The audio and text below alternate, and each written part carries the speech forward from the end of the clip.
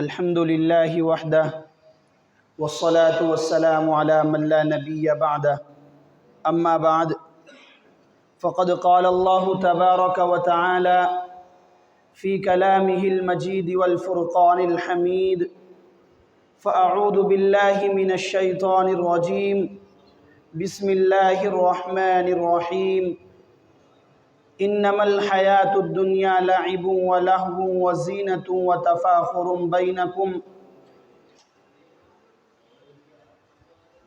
صدق اللہ العظیم وصدق رسولہ النبی الکریم ونحن على ذلك لمن الشاہدین والشاکرین والحمد للہ رب العالمین۔ خدا نے آج تک اس قوم کی حالت نہیں بدلی، خدا نے آج تک اس قوم کی حالت نہیں بدلی، نہ ہو احساس خود کو، نہ ہو احساس جس کو خود اپنی حالت کے بدلنے کا۔ خدا نے آج تک اس قوم کی حالت نہیں بدلی، نہ ہو احساس جس کو خود اپنی حالت کے بدلنے کا۔ بزرگان محترم اور برادران عزیز، قرآن کریم کی ایک آیت کا ٹکڑا آپ کے سامنے تلاوت کیا۔ دعا کیجئے کہ اللہ رب العزت حق بیانی کی توفیق عطا فرمائے اور جو کچھ سنا جائے کہا جائے اس پر عمل کی ہمیں موقع اور طاقت عطا فرمائے۔ اللہ رب العزت قرآن کریم میں اس دنیا کی حقیقت کو بیان کرتا ہے۔ جو بندہ جس چیز کو بناتا ہے، جو چیز اس کے سامنے تیار ہوتی ہے تو وہ اس کی حقیقت کو جانتا ہے، اور اس دنیا کا بنانا، اس دنیا کو تیار کرنا اور پھر اس دنیا کے نظام کو چلانا یہ میرے اور آپ کے رب کے ہاتھ میں ہے۔ اور میرا اور آپ کا رب اس دنیا کو بنا کر، اس دنیا کے نظم کو چلا کر، اس دنیا میں موت اور حیات کو پیدا کر کے اس کے بعد یہ فرما رہا ہے کہ یہ دنیا ایک دھوکے کا گھر ہے۔ ما علی الارض زینۃ لہا، اللہ رب العزت بیان کر رہا ہے کہ دنیا میں جو کچھ زمین کے اوپر ہے، ما علی الارض زینۃ لہا، یہ ایک محض زینت ہے۔ زینت کیا چیز ہوتی ہے اس کو سمجھنے کی ضرورت ہے۔ قرآن کریم اس انداز سے بیان کر رہا ہے کہ اے انسانوں، تمہیں دنیا کے اندر بھیجا گیا ہے، لیکن تمہارے بھیجنے سے پہلے ہم نے دنیا کو، زمین کے اوپر کی چیز کو زینت بنایا ہے۔ زینت کیا ہوتی ہے؟ زینت کہتے ہیں اس خوبصورتی کو، زینت کہتے ہیں اس چیز کو جو عارضی ہو، مستقلا نہ ہو۔ آپ نے دیکھا ہوگا کہ شادی اور بیاہ کے موقع پر دلہن کو زیب و زینت کرائی جاتی ہے، بیوٹی پارلر بیوی کو بھیجا جاتا ہے۔ اس عورت کو بیوٹی پارلر بھیجنے کے بعد میں مقصد کیا ہوتا ہے کہ اس کو زیب و زینت پہنائی جائے، اس کو خوبصورت دکھلایا جائے، اس کو اس انداز سے بنا دیا جائے کہ جب شوہر کی اس پر نگاہ پڑے تو شوہر کے من کو یہ بھا جائے۔ سب جانتے ہیں، وہ عورت بھی جانتی ہے، یہ بیوٹی پارلر میں کام کرنے والی بھی جانتی ہے کہ اس وقت جو یہ خوبصورت نظر آ رہی ہے یہ عارضی طور پر ہے۔ حقیقی خوبصورت اور مستقلاً خوبصورت دینے والی جو ذات ہے وہ اللہ کی ذات ہے۔ آج ہم کریم پاؤڈر کے ذریعے اگر اس کو خوبصورتی دے رہے ہیں تو یہ خوبصورتی 2-4 گھنٹے کی ہے، 24 گھنٹے ایک آدھ دن یا ایک آدھ مہینے کی ہے، اس کے بعد حقیقت خود سامنے آ جائے گی۔ وہ بیوٹی پارلر والی عورت ہی شوہر کے کانوں میں آ کر کے کہہ دے کہ جو عورت تجھے آج ملنے والی ہے، جو لڑکی تجھے آج میسر ہونے والی ہے، جس کی وجہ سے تو نے لاکھوں روپیہ خرچ کیا ہے، جس کی وجہ سے تو نے حرام کو حرام اور حلال کو حلال نہیں سمجھا، اپنے حساب سے تو وقت گزارتا رہا، آج وہ تیری زندگی میں جو آنے والی ہے اس سے دھوکہ نہ کھانا، اس کی خوبصورتی سے دھوکہ نہ کھانا، اس کو اپنے من میں نہ بھا لینا، بلکہ حقیقی طور پر وہ ایک دھوکہ ہے۔ ایک آدھ دن کی خوبصورت ہوگی، 4 دن کی چاندنی ہوگی، اس کے بعد افسوس ہی افسوس ہوگا۔ میرے دوستو، اپنے دل پر ہاتھ رکھ کے ذرا خود سوچو کہ اب یہ بندہ کیا اس عورت کو خوبصورت سمجھے گا یا نہیں؟ لیکن میرے دوستو، وہ بیوٹی پارلر میں کام کرنے والی کی بات پر جہاں تک اس بندے کو یقین ہے میرے دوستو، اس سے کہیں زیادہ ہمیں اللہ رب العزت اور قرآن کریم کی بات پر یقین ہے۔ اللہ رب العزت تو اس دنیا کو بنا کر کے کہہ رہا ہے، اس دنیا کی زیب و زینت کو بنا کر کے کہہ رہا ہے، اس دنیا میں پہاڑ کو پیدا کیا، شجروں کو پیدا کیا، درختوں کو لگایا، ہریالی بنانے کے بعد، تمام تر خوبصورتی بنانے کے بعد پھر اللہ رب العزت کہہ رہا، اے میرے بندو، ما علی الارض زینت لہا، جو کچھ زمین پر ہے یہ محض زینت ہے، یعنی یہ عارضی طور پر تمہیں خوبصورت نظر آ رہی ہے، تمہیں چند دن کی زندگی دی گئی ہے، کہیں ایسا نہ ہو کہ تم اس دنیا کی زیب و زینت کے چکر میں پڑ کر کے اور حقیقی جو زندگی، جو آخرت کی زندگی ہے، اس کو نہ کھو بیٹھنا۔ میرے دوستو، یہ بات اس سے 100% سچی ہے جو کہ اللہ رب العزت اور قرآن کریم بیان کر رہا ہے۔ میرے دوستو، اس دنیا کو آپ اس طرح بھی سمجھ سکتے ہیں کہ جب اس دنیا کے اندر بچہ پیدا ہوتا ہے کتنا خوبصورت نظر آتا ہے، کالا کلوٹا بچہ بھی ہو تو پورا خاندان اس کی طرف لپکتا ہے، وہ اگر مسکرا کر کے دکھلا دے تو آج کل تو اس کے فوٹو کو دنیا بھر میں شیئر کیا جاتا ہے کہ بچہ مسکرا کر کے دکھا رہا تھا، وہ توتلی زبان سے بول کر کے دکھاتا ہے تو سب کے من کو بھاتا ہے، سب کہتے ہیں کہ اس نے اللہ کہا، اس نے ابا کہا، اس نے پاپا کہا، اس نے ڈیڈی کہا، یعنی اس کی لکنت والی زبان کے الفاظ کے انتظار میں رہتے ہیں کہ بچہ کب بولے گا۔ میرے دوستو، ایک یہ زندگی ہے، کچھ سمجھدار ہوتا ہے، جوان ہوتا ہے، شباب والی زندگی اس کو میسر ہوتی ہے، تو میرے دوستو وہ نہ جانے کتنے کے منوں کو بھاتا ہے، نہ جانے کتنوں کی نیندوں کو حرام کرتا ہے، نہ جانے کتنی معشوقہ اپنے پیچھے لے کر کے چلتا ہے،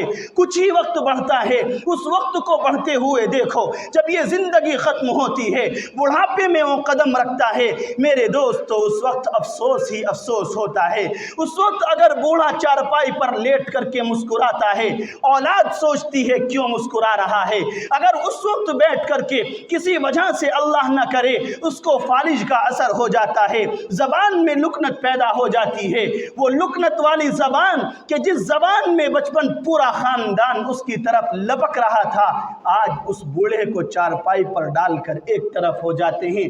کیا چیز ہے یہ؟ ما علی الارض زینت لہا، جو کچھ تم زمین پر دیکھ رہے ہو، تمہیں بچپنا دیا تھا، چاند جیسا تمہیں مکھڑا دیا تھا، تمہیں جوانی دی تھی، نہ جانے کتنوں کی زندگیوں کو تم نے تباہ و برباد کیا، اپنے حسن کو لوگوں کو نگاہوں میں تم نے ڈالا اور لوگوں کی نگاہوں کے ذریعے تم لوگوں کے دلوں میں اتر گئے، تم نے عورت کو عورت نہ سمجھا، تم نے لڑکی کو لڑکی نہ سمجھا، تم نے کسی کی عزت اور حیا کو نہ سمجھا، تم نے اپنی جوانی کے سامنے نہ جانے کتنوں کی زندگی کو تباہ کر دیا۔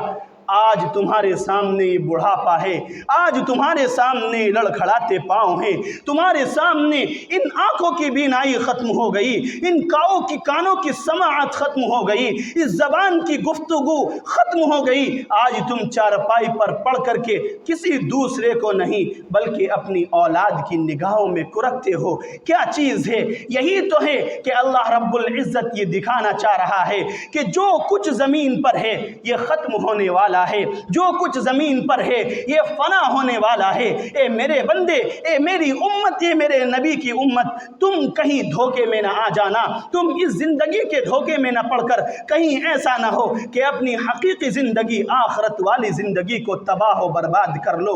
آج کل طریقہ ہے، میں اور آپ بھی اگر مارکیٹ میں نکلتے ہیں اور نکلنے کے بعد میں کوئی چیز خریدتے ہیں، اس کو چاروں طرف سے چیک کرتے ہیں کہ یہ اوریجنل ہے یا لوکل ہے، ہر ایک چیز کو چیک کرتے ہیں۔ ایک مکان خریدتے ہیں، اس کے کاغذات کو چیک کرتے ہیں۔ ایک زمین خریدتے ہیں، اس کے کاغذات کو چیک کرتے ہیں۔ ان کاغذات میں اگر تھوڑی بھی کمی نکلتی ہے، ہم اس چیز کو چھوڑ دیتے ہیں، اس چیز میں اپنا پیسہ خرچ نہیں کرتے کہ یہ چیز اپنی نہیں، نہ جانے کب چھاپا لگ جائے، یہ چیز اپنی نہیں، نہ جانے کب کوئی دوسرا بندہ اس کو اپنا بنا لے۔ ہم کوئی گاڑی خریدتے ہیں، ہر اعتبار سے اس کے کاغذات کو چیک کرتے ہیں، کہیں اس پر لون تو نہیں ہے، کہیں اس پر کوئی وارنٹ وغیرہ تو نہیں ہے۔ ہر اعتبار سے ہم اپنی زندگی کو گزارتے ہیں۔ مکان خریدنے کا نمبر آیا، تسلی کرتے ہیں، زمین خریدنے کا نمبر آیا، تسلی کرتے ہیں، گاڑی خریدنے کا نمبر آیا، تسلی کرتے ہیں۔ مالک 100 مرتبہ کہے کہ یہ مکان بالکل اوکے ہے، کوئی کمی نہیں، اس زمین میں کوئی فالٹ نہیں، اس گاڑی کے اندر کوئی دھوکہ نہیں، ہم اس کی بات پر یقین نہیں کرتے۔ اگر تھوڑا بھی دھوکہ ہمیں نظر آتا ہے، ہم اس چیز کو چھوڑ دیتے ہیں۔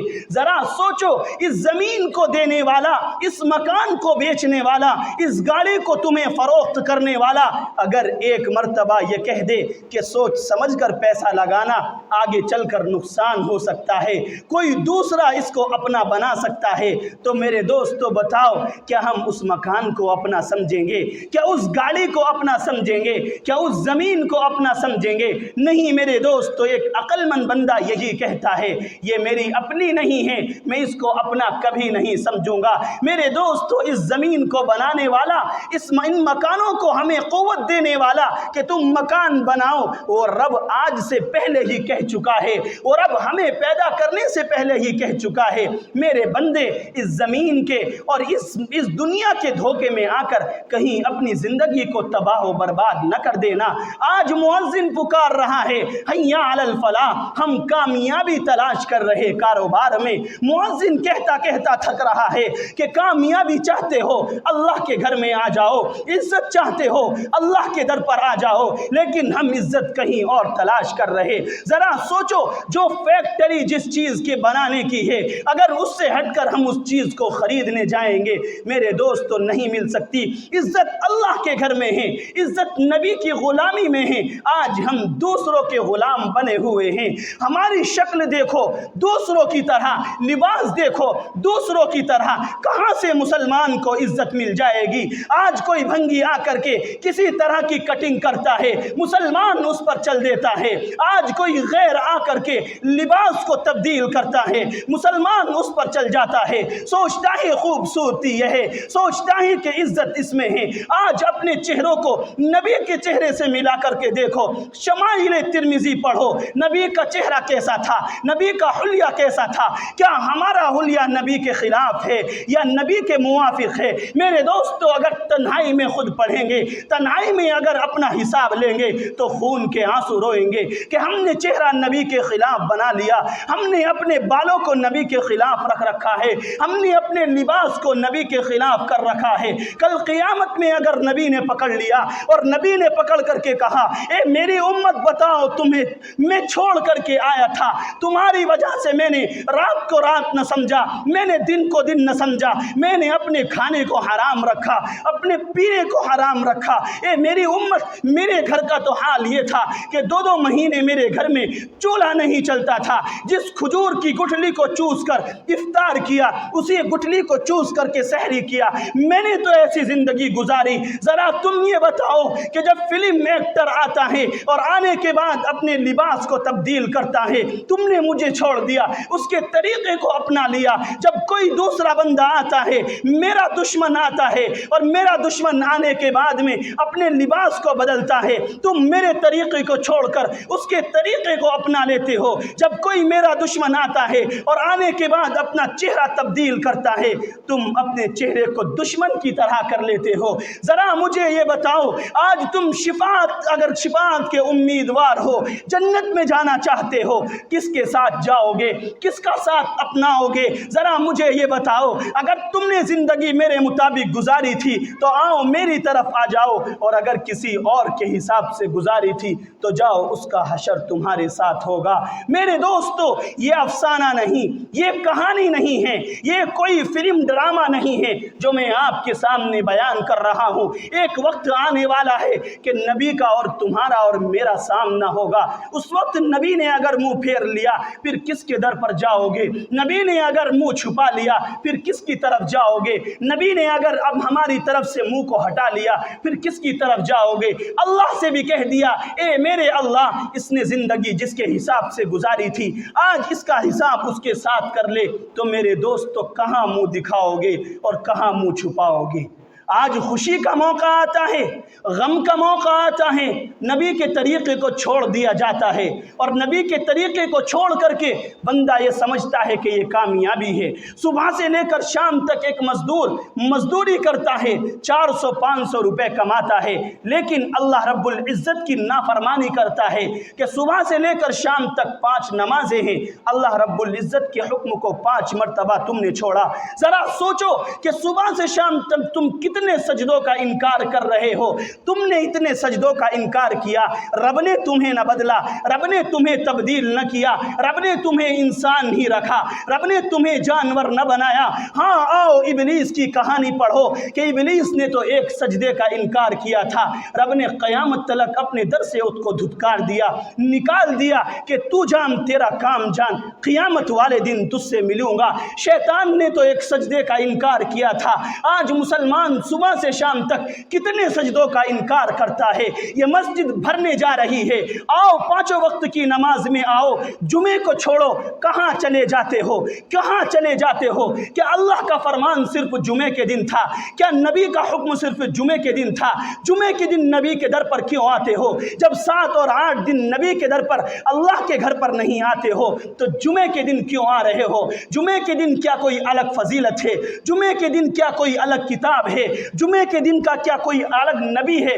کیوں آتے ہو صرف جمعے کی نماز کے لیے؟ اگر جمعے کی نماز اس لیے پڑھ رہے ہو کہ اللہ کا اور نبی کا حکم تھا، نبی کا طریقہ تھا، تو میرے دوستو ہر دن اللہ اور نبی تمہیں پکار رہا ہے، اللہ اور نبی کے نام پر تمہیں آواز دی جا رہی ہے، حی علی الفلاح، آؤ کامیابی کی طرف، حی علی الصلاح، آؤ کامیاب، آؤ نماز کی طرف۔ میرے دوستو یہ دنیا دھوکے کا گھر ہے، اس میں پڑھ کر کے اپنی زندگی کو خراب نہ کرو۔ ایک وقت آنے والا ہے آپ کی زبان بھی بند ہو جائے گی، آپ کا سانس بھی بند ہو جائے گا، میرا سانس بھی بند ہو جائے گا، اس کے بعد اعمال کا رجسٹر بند ہو جائے گا، ایک مرتبہ سبحان اللہ بھی اس میں نہیں لکھی جائے گی۔ یہ وقت ہے، اس وقت کو غنیمت سمجھو، وقت مکمل ہو گیا، دعا کیجئے جو کچھ کہا گیا۔